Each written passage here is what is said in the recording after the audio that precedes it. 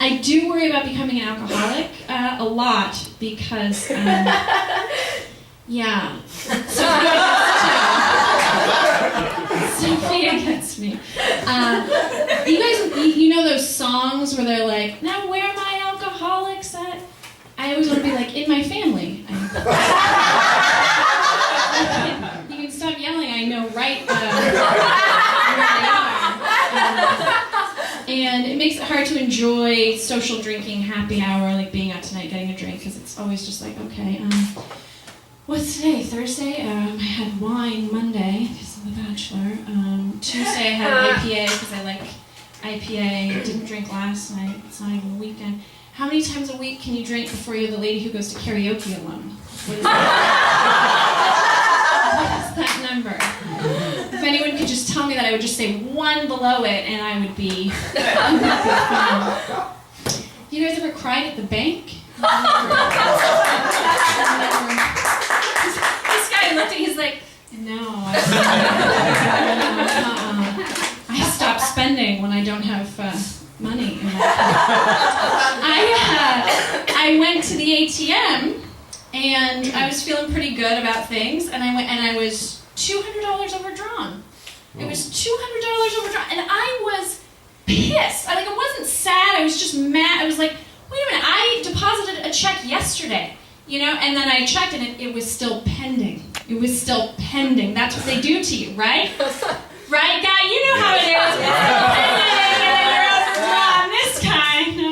All right. So right after that, these checks penned for 12 days because they want to get your overdraft fees and they want to screw you over when you're out buying IPA that maybe you shouldn't be buying, right? So I am mad. I'm like, these banks are awful, and I go in there and the lady's standing, she's like, do you want a water? And I'm like, well, yes, maybe I want a water, but I also want to speak to a banker because this is wrong. And I tell her how happens.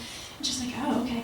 And she leads me to this banker, and right as I got up to him, it was like I was just flooded with emotion, and I started sobbing, and I went into the whole thing, and I was like, it's just not right, because the money's in there, and you guys steal a different overdraft fee for each charge, for the coffee shop, for the bar, for the grunt, it's not right, and I'm sobbing, and he hands me Kleenex, and he patiently waits for me to finish my story, very politely, and then he goes, I don't know what else is going on in your life,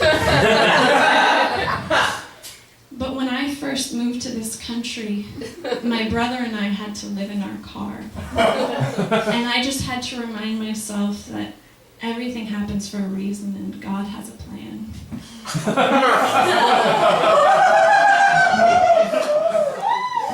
And I was like, wow, this isn't about you. Did I come in and ask about it? You get it? Super self-centered. I'm intimidated by dads.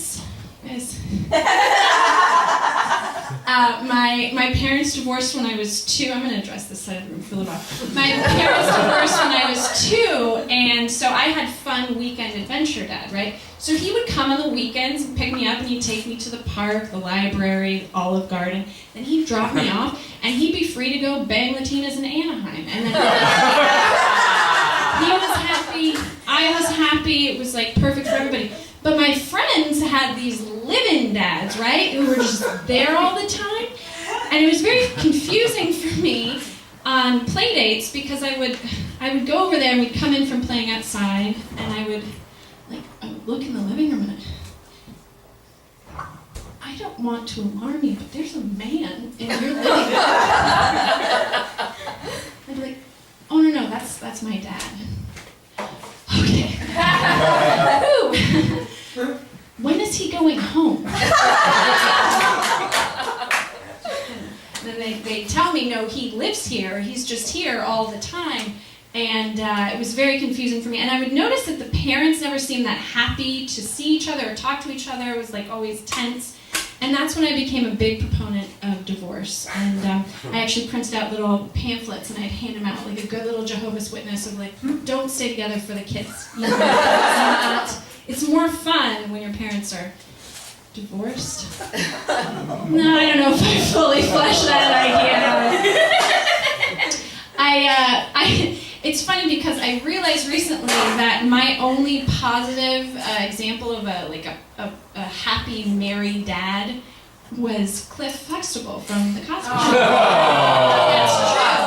That's true. That's true. Bill Cosby was my example, and because him and Claire, they were so happy and supportive of each other, right? They made up dance routines in their living room, which I think is a universal sign of a healthy sex life. I think we can all agree, like, that's the universal sign.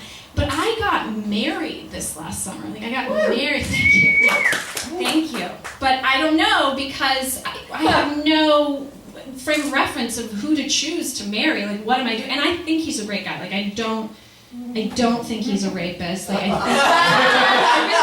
it's always the ones that you don't expect. I mean, I don't know, and I don't think he is. But now, like, every time he leaves the house, I do a quick, just Quaalude pat down, just to, like, make sure.